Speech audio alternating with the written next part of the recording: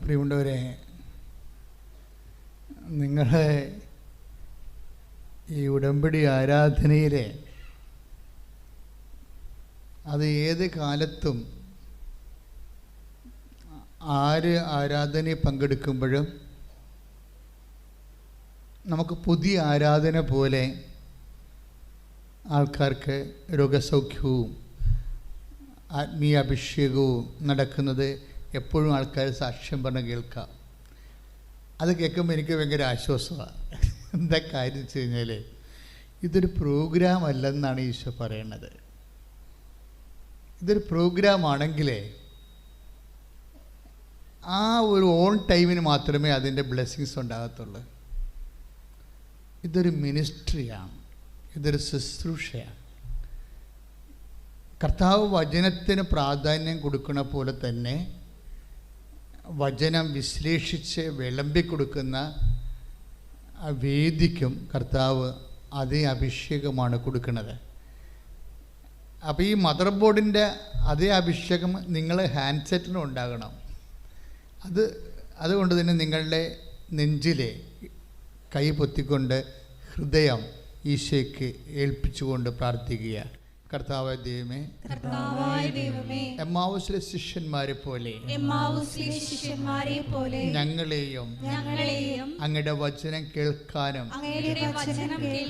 കേട്ട് ജ്വലിക്കാനും തിരിച്ചു നടക്കാനും കൂട്ടായ്മയിൽ കൂടുവാനും സുവിശേഷമാകുവാനും സുവിശേഷമേകുവാനും ഇപ്പോൾ അഭിഷേകം ചെയ്യണമേ. ശ്രുതികട്ടെ ഹല്ലേലൂയ.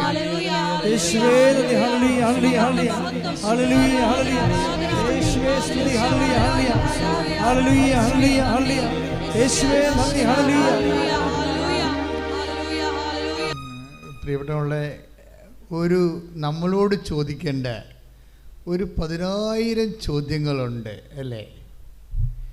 അതെല്ലാം കൂടി എടുത്ത് ഈശോ ഒറ്റ ചോദ്യമാക്കി ചോദിച്ചിട്ടുണ്ട് ബൈബിളിലെ.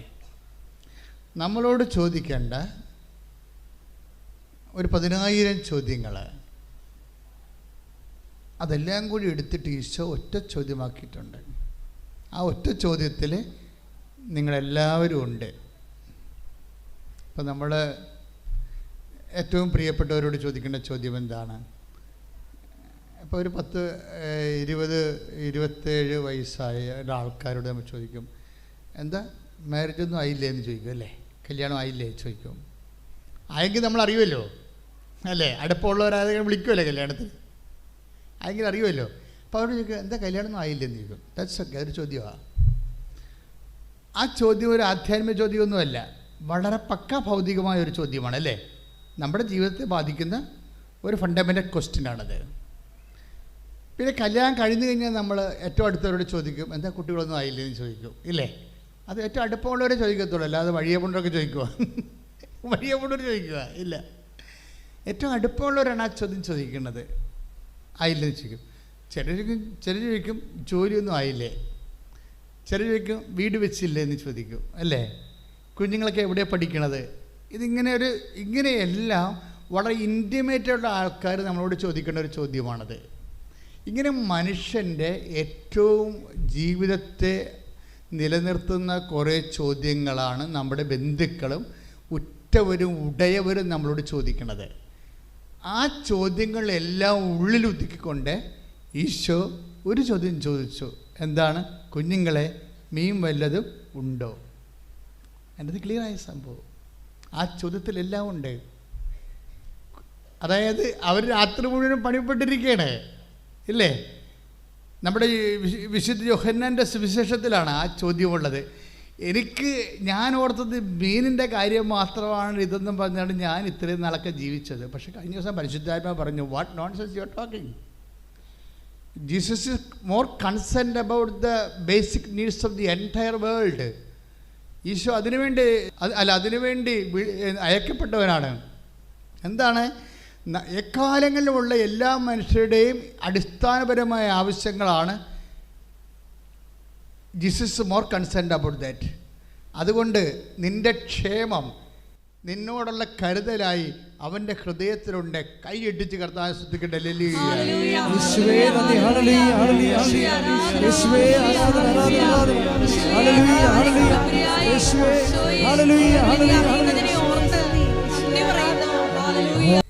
ഈ സമയത്ത് ഇവിടെ ആയിരിക്കണ സമയത്ത് തന്നെ അമേരിക്കയിലും ആഫ്രിക്കയിലും പാകിസ്ഥാനിലും ആയിരിക്കണം, അല്ലേ? അതുകൊണ്ടാണ് അവൻ അപ്പത്തിൻ്റെ രൂപം സ്വീകരിച്ചത്. അത് അപ്പമല്ല, അത് കർത്താവാണ്. കൈയടിച്ച് കർത്താവിനെ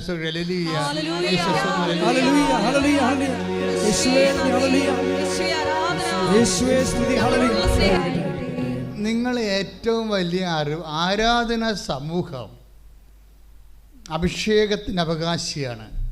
പക്ഷേ അഭിഷേകത്തിൻ്റെ അവകാശം നേടുന്നത് ഒരു ആത്മജ്ഞാനത്തിലൂടെയാണ്. എന്താണ് ആത്മജ്ഞാനം എന്ന് പറയുന്നത്? നിൻ്റെ ഭർത്താവിനേക്കാൾ ഈശോ നിന്നെ സ്നേഹിക്കുന്നു എന്നുള്ളതാണ്. നിൻ്റെ അപ്പായേക്കാളും നിൻ്റെ അമ്മയെക്കാളും നിൻ്റെ ഭാര്യയെക്കാളും നിൻ്റെ ഭർത്താവിനേക്കാളും ഈശോ നിന്നെ സ്നേഹിക്കുന്നു. ഒന്ന് പറഞ്ഞേ, കൈ നെഞ്ചത്ത് വെച്ച് പറഞ്ഞേ, എൻ്റെ ജീവിത പങ്കാളിയേക്കാൾ ഞാൻ ഏറ്റവും കരുതുന്ന എൻ്റെ ഫ്രണ്ടിനേക്കാളും എൻ്റെ കൂടെപ്പിറപ്പിനേക്കാളും എൻ്റെ ഈശോ എന്നെ സ്നേഹിക്കുന്നു. എൻ്റെ കർത്താവേ, അതിൻ്റെ ആഴം മനസ്സിലാക്കാൻ എൻ്റെ അന്തരംഗങ്ങളെ അങ്ങ് സ്പർശിക്കണമേ. എൻ്റെ അന്ധകരണങ്ങളെ അങ്ങ് സ്പർശിക്കണമേ. എൻ്റെ ആത്മാവിനെ അങ്ങ് അഭിഷേകം ചെയ്യണമേ. ശ്രദ്ധിക്കട്ടെ.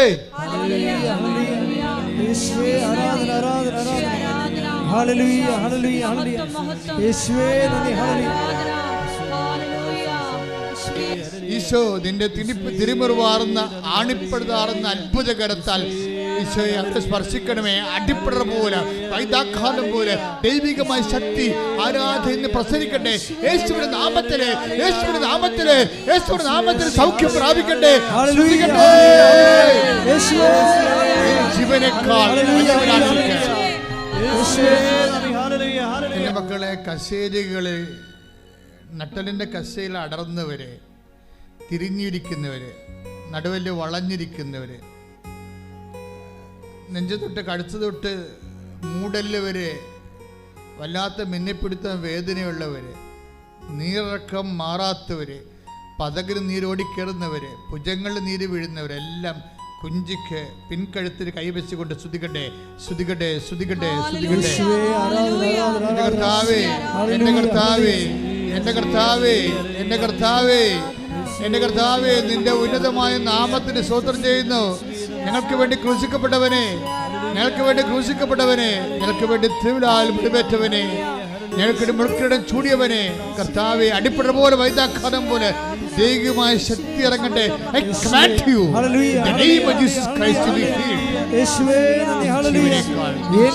കല്യാണം ഒത്തുവരാത്തവരെ ഈ മോതിര വിരലിലെ പിടിച്ച് കർത്താവിനെ ഏൽപ്പിക്കണം. കല്യാണം ഒത്തുവരാത്തവര്, ഇപ്പൊ കല്യാണത്തിന് വിവാഹ ജീവിതത്തിൽ പ്രശ്നങ്ങളുള്ളവര്, ഭാര്യയും ഭർത്താവും വർഷങ്ങളായിട്ട് അകന്നിരിക്കുന്നവര്, അന്യരാജ്യങ്ങൾ, രണ്ടുപേരും രണ്ട് രാജ്യങ്ങളിലായിരിക്കുന്നവർ, എപ്പോഴും സംസാരിച്ചാൽ അങ്ങോട്ടും ഇങ്ങോട്ടും ഉടക്കുന്നവർ, ഇപ്പോൾ പിരിഞ്ഞിരിക്കുന്നവർ, സെപ്പറേറ്റ് ചെയ്തിരിക്കുന്നവർ, ഇപ്പോൾ കോടതി കേസുള്ളവർ ഒക്കെ ഈ മോതിര വിരലിൽ പിടിച്ചിട്ട് ഒരു കാലത്ത് കർത്താവ് നിന്നെ സാക്ഷിയാക്കിയാണ് ഞാൻ എൻ്റെ ജീവിത പങ്കാളിയിൽ നിന്ന് ഈ ബന്ധം, ഈ ഉടമ്പടി ചെയ്തത്. ഈ ഉടമ്പടി വിരലാണിത്, എൻ്റെ മോതിര വിരല് ഉടമ്പടി വിരല. ഈ ഉടമ്പടി വിരല് കർത്താവെ ഞാൻ നിനക്ക് ഏൽപ്പിക്കുന്നു. കർത്താവെ, അന്ന് നീ എനിക്ക് ചൊരിഞ്ഞ അനുഗ്രഹങ്ങൾ, അൾത്താറയിൽ വെച്ച് എന്നിലേക്ക് ചൊരിഞ്ഞ അനുഗ്രഹങ്ങൾ, കാലങ്ങൾ ഏതെങ്കിലും കാലത്ത് നഷ്ടപ്പെട്ടു പോയപ്പോൾ ഒക്കെ ഞങ്ങൾ അകലുകയും ചെയ്തു, പിരിയുകയും ചെയ്തു. കർത്താവെ, ഇപ്പോഴുള്ള അവസ്ഥയിൽ കർത്താവെ, വരപ്രസാദം നഷ്ടപ്പെടാതെ ജീവിക്കാൻ അങ്ങയുടെ തിരുമനസ്സാണെങ്കിൽ ഞങ്ങൾ ഐക്യപ്പെടുത്തണം. അല്ലെങ്കിൽ പാപമില്ലാതെയും പരിശുദ്ധ കുർബാന സ്വീകരിച്ചുകൊണ്ട് ജീവിക്കാനുള്ള ജീവിത സാഹചര്യം ഉണ്ടാകാൻ പ്രാർത്ഥിക്കുന്നു. ശ്രുതിക്കട്ടെ.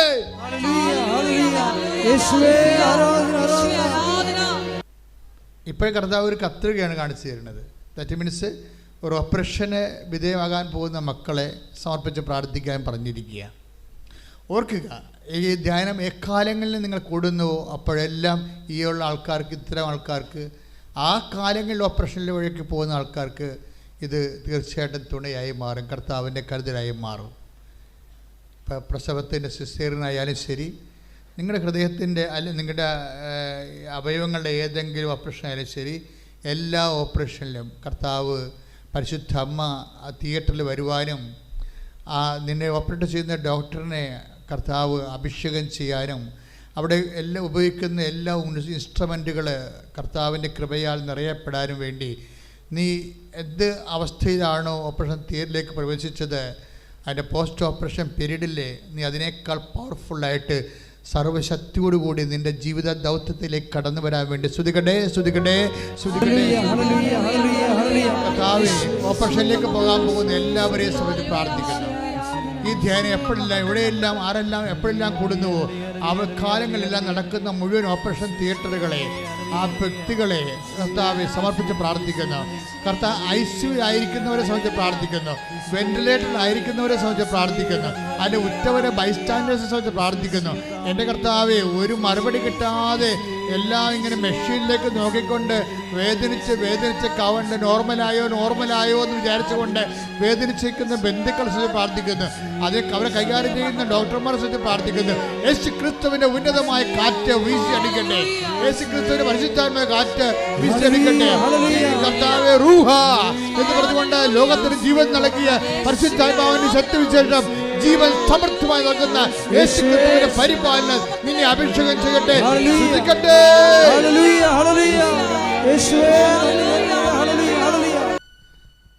കാലിൻ്റെ തള്ളവിരലെ പിടിക്കുക. പിന്നെ ഒരു കൈ കൊണ്ട്, ഇടത് കൈ കൊണ്ട് കാലിൻ്റെ ഒരു തള്ളവിരലെ പിടിക്കണം. വലത് കൈ നിൻ്റെ ഉച്ചിയിൽ വെക്കണം.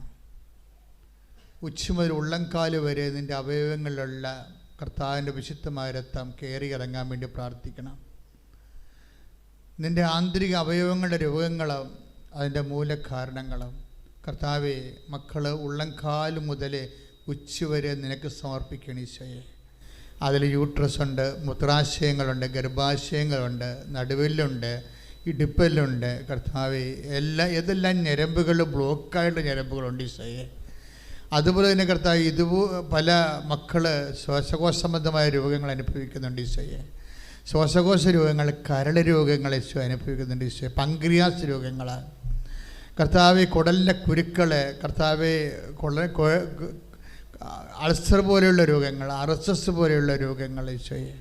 തൊണ്ടയുടെ ക്യാൻസർ, തൈറോയ്ഡ് രോഗങ്ങൾ, ടോൺസൈറ്റ് രോഗങ്ങൾ, സ്പോണ്ടിലോസിസിൻ്റെ രോഗങ്ങൾ ഈശോയെ. കർത്താവ്, എൻസഫാലോയുടെ ഡിസീസുകളെല്ലാം കർത്താവെ, ഇതുപോലെ മുഴുവൻ രോഗങ്ങൾ ഈശോ വിശുദ്ധ രക്തം, അവൻ്റെ വിശുദ്ധമായ രക്തത്താലാണ് നമ്മൾ വീണ്ടെടുത്തത് ഞങ്ങൾ പൂർണ്ണമായി വിശ്വസിക്കുന്ന കർത്താവെ. ആ വിശുദ്ധമായ രക്തം കർത്താവെ, ഉള്ളംകാല് മുതൽ എല്ലാ കാലഘട്ടത്തിലേക്കാളും ഏറ്റവും വലിയ ഔഷധമായ യേശുക്രിസ്തുവിൻ്റെ വിശുദ്ധ രക്തം ആത്മാവിനെപ്പോലും കഴുകി വിശുദ്ധീകരിച്ച കർത്താവിൻ്റെ രക്തത്താൽ കർത്താവെ, രോഗികളെ ഇപ്പോൾ അഭിഷേകം ചെയ്യണമേ. കണ്ണിന് കാഴ്ചക്കുറവുള്ളവരെ, ചെവിക്ക് കേൾവിക്കുറവുള്ളവർ, സംസാരിക്കാൻ നിവൃത്തിയില്ലാത്ത കർത്താവെ, ഗർഭമില്ലാത്ത മക്കൾ കർത്താവ്, ഗർഭിണിയാകാൻ പറ്റാത്ത മാനസികാവസ്ഥകളുള്ളവർ, ശാരീരിക അവസ്ഥയുള്ളവർ കർത്താവെ, അവരെല്ലാം നീ സ്പർശിക്കണമേ എന്ന് പ്രാർത്ഥിക്കുന്നു. കർത്താവെ, നിൻ്റെ തിരുമുറിവാർന്ന വലതുകരം കർത്താവ് ഉള്ളംകാലം ഉച്ചവരെ കർത്താവെ സ്പർശിക്കട്ടെ എന്ന് മക്കളെ സ്തുതിക്കട്ടെ.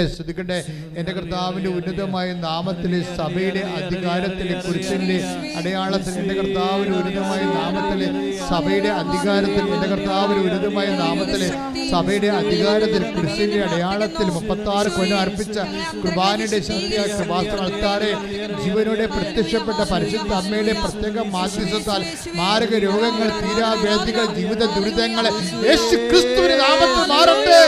സ്തുതിക്കട്ടെ.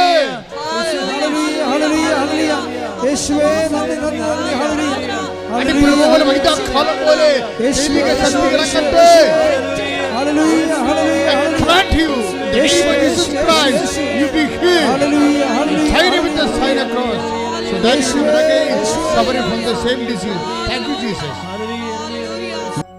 ഇപ്പോൾ നമ്മളൊരു യാത്രയ്ക്കുള്ളവരെ സംബന്ധിച്ച് പ്രാർത്ഥിക്കാൻ പോവുകയാണ്. പരീക്ഷയ്ക്കുള്ളവർ, ഈ ആഴ്ചയിൽ ഇൻ്റർവ്യൂ ടെസ്റ്റുകളൊക്കെ ചെയ്യാൻ പോകുന്നവർ, യാത്ര ചെയ്യാൻ പോകുന്നവർ, വിദേശ യാത്ര, വിദൂര യാത്ര, അതുപോലെ തന്നെ പലതരത്തിലുള്ള കോടതി കേസുകൾ, തർക്കങ്ങൾ, സമരിയാകുന്ന ചർച്ചാ സമ്മേളനങ്ങൾ എല്ലാം സംബന്ധിച്ച് പ്രാർത്ഥിക്കുന്നു. ഭാഗോടമ്പടി നടക്കാത്തവർ, അതിൽ തർക്കപ്പൊരിടമുള്ളവർ, സ്ഥലം വിറ്റ് മാറ്റാൻ പറ്റാത്തവർ, സ്ഥലം വാങ്ങിക്കാൻ പറ്റാത്തവർ, വീട് വെക്കാൻ പറ്റാത്തവർ, വാടക താമസിക്കുന്നവർ, ഒറ്റയ്ക്കും പാട്ടത്തിനും താമസിക്കുന്നവർ, ഇൻ്റർവ്യൂ ടെസ്റ്റ് എഴുതിയതിനു ശേഷം റിസൾട്ട് പ്രതീക്ഷിക്കുന്നവർ, സർട്ടിഫിക്കറ്റ് വിത്ത് ഹെൽഡായി പോയവർ, വിദേശ രാജ്യങ്ങളിലെ പഠനം പൂർത്തിയാക്കാതെ പോരേണ്ടി വന്നവർ, തിരിച്ചു പോകേണ്ടി വരുന്ന അവസ്ഥയിൽ പണമില്ലാതെ വിഷമിക്കുന്നവർ, അങ്ങനെ വ്യത്യസ്തങ്ങളായ മേഖലകളിലെ പഠനങ്ങൾക്ക് കർത്താവേ ഓഫർ ലെറ്റർ വന്നു, അതേസമയം തന്നെ വിസ വരാത്തവർ, ഇങ്ങനെ വ്യത്യസ്തങ്ങളായ മേഖലകളിൽ ഈ ആഴ്ചയിൽ ഇൻ്റർവ്യൂവും ടെസ്റ്റും വ്യത്യസ്തമായ പ്രധാനപ്പെട്ട ഡേറ്റുകളുള്ളവർ, ഇന്ന ഡേറ്റുകൾ സമയമുള്ളവർ, ആ സമയത്ത് കർത്താവ് പ്രവർത്തിച്ചില്ലെങ്കിൽ അവിടെ ജീവിതം കുരുങ്ങിപ്പോകുന്നവരെല്ലാവരും സ്തുതിക്കട്ടെ, സ്തുതിക്കട്ടെ, സ്തുതിക്കട്ടെ.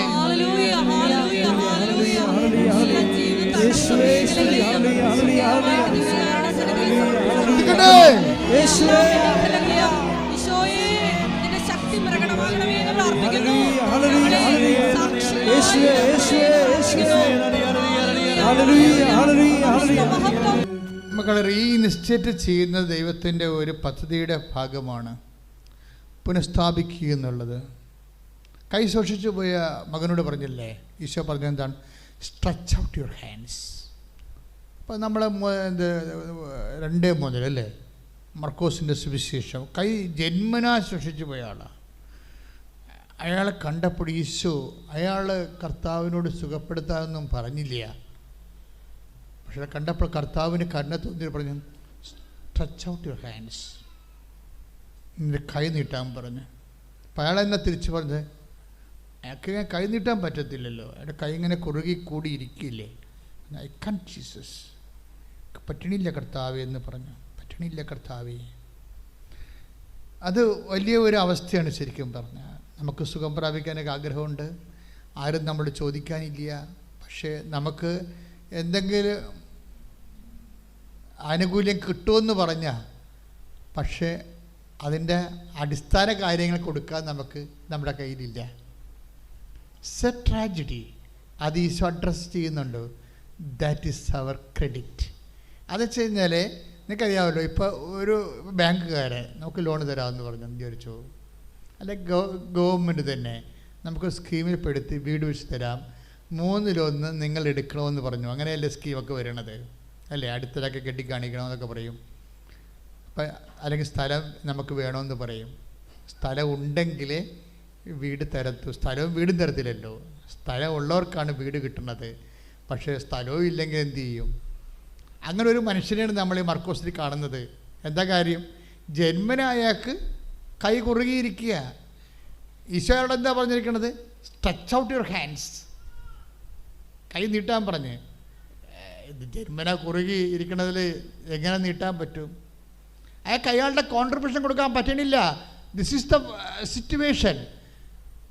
അയാൾക്ക് ആനുകൂല്യം കിട്ടാൻ പോകുന്നു, അനുഗ്രഹം കിട്ടാൻ പോകുന്നു, പക്ഷെ പുള്ളിയുടെ ഭാഗത്തുനിന്ന് ഒരു കോൺട്രിബ്യൂഷൻ കൊടുക്കാൻ ഇയാൾക്കില്ല. അങ്ങനെ 10,000 പ്രാർത്ഥിക്കുന്നുണ്ട്. മർക്കോസിൻ്റെ സുവിശേഷത്തിൽ 3:2 മത്തായിയുടെ സുവിശേഷത്തിൽ 19:9 ശുശ്രൂഷ ഉള്ളത്, ഭാഗമുള്ളത്. കൈ സൂക്ഷിച്ചു പോയ മനുഷ്യൻ.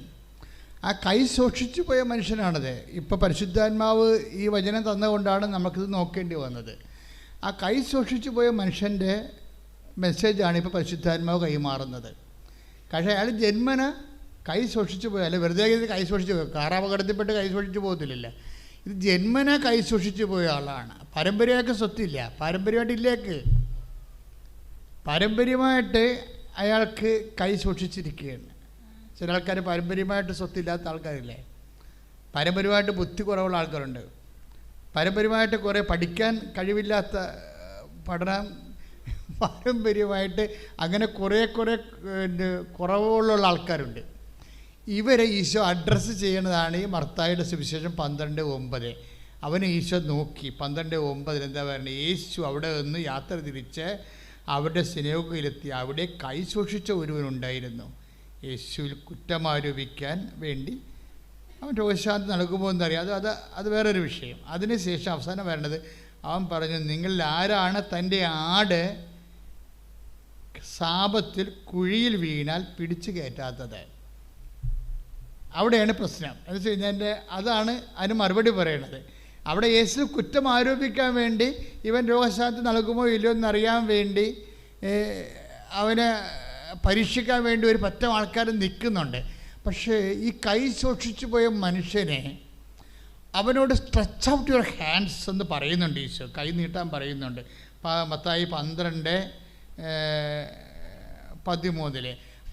നമുക്കറിയാമല്ലോ, കൈ സൂക്ഷിച്ചു പോയതിനോട് എത്ര കൈ നീട്ടാൻ നിനക്ക് ഒരു പരിമിതിയുണ്ട് അല്ലേ? കൈ സൂക്ഷിച്ചു പോയി. അപ്പോഴേ പിന്നെ എന്താണ് അവിടെ സംഭവിക്കാൻ സാധ്യതയുള്ളത്?